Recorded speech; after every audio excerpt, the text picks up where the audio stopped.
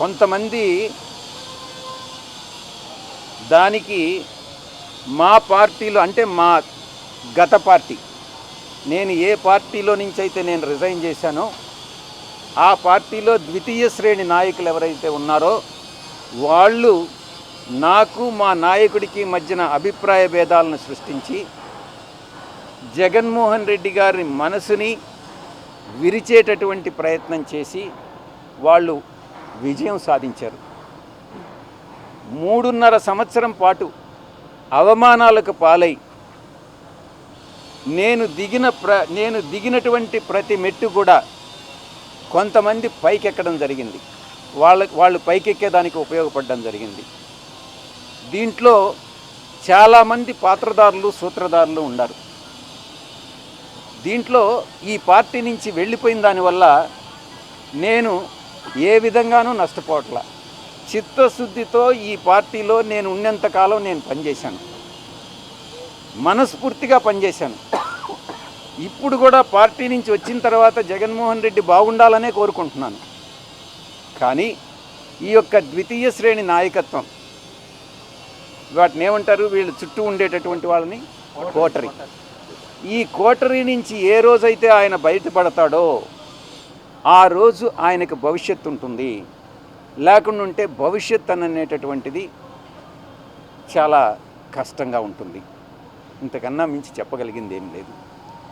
ఎక్కడ బయట నుంచి పోయేటటువంటి ఇన్ఫర్మేషన్ ఈ యొక్క కోటరీకి అనుకూలంగా ఉంటే ఎవరినైనా ఆయనకి పరిచయం చేయాలి తీసుకెళ్ళాలి అని అంటే ఈ కోటరీ కానీ అంగీకరిస్తే వాళ్ళకి ఏదో ఒక రకంగా నయానో భయానో లేకుంటే మంచిగానో కాళ్ళు పట్టుకోనో చేతులు పట్టుకోనో లేకుంటే ఆర్థికంగా ఏదో ఒకటి చేసో వాళ్ళు ఆయన దగ్గరికి పంపిస్తారే కానీ దేవుడి దగ్గరికి పూజారులు అదర్వైజ్ దేవుడి దగ్గరికి పంపించట్ల.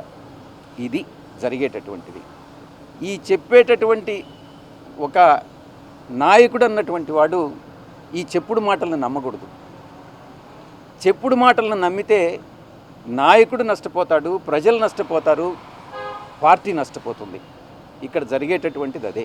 వైసీపీ పార్టీలో పూజారుల హవా నడుస్తుంది.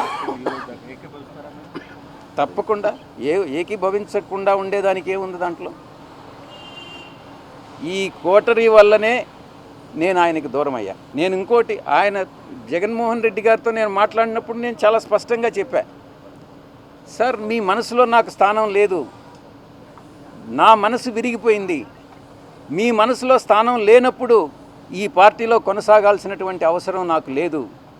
కాబట్టే నేను ఈ పార్టీ వదిలి వెళ్ళిపోతున్నాను. మీ చుట్టూ ఉండే వాళ్ళ చెప్పుడు మాటలు విని మీరు తప్పుదోవ పట్టొద్దు. మీకు ఎవరు నిజాలు చెప్తున్నారు, ఎవరు అబద్ధాలు చెప్తున్నారు అన్నటువంటిది మీరు పూర్తిగా అర్థం చేసుకోండి. అర్థం చేసుకొని మీరు నిర్ణయాలు తీసుకోండి. అప్పుడు మీరు ప్రజలకు ఉపయోగపడతారు. మీరు నాయకులు, అధినాయకులు, ముఖ్యమంత్రిగా 5 సంవత్సరాలు పనిచేసినటువంటి అనుభవం ఉంది. భవిష్యత్తులో కూడా మీరు ఇంకా ప్రజలకు సేవ చేయాలి. కాబట్టి ఈ చుట్టూ ఉండేటటువంటి వాళ్ళ మాటలు వినవద్దు అని నేను ఫోన్లో మాట్లాడినప్పుడు లండన్కి నేను చాలా స్పష్టంగా చెప్పాను. నా మనసు విరిగిపోయింది కాబట్టే నేను పార్టీ నుంచి బయట వచ్చా. రాజకీయాలను చేశారు. జగన్ గారే ఉండమని చెప్పారు. కానీ విరిగిన మనసు అతకదు కాబట్టి నేను పార్టీ నుంచి వెళ్ళిపోయాను. తిరిగి ఆ పార్టీలో వైఎస్ఆర్ కాంగ్రెస్ పార్టీలో చేరేటటువంటి ఉద్దేశం నాకు లేదు.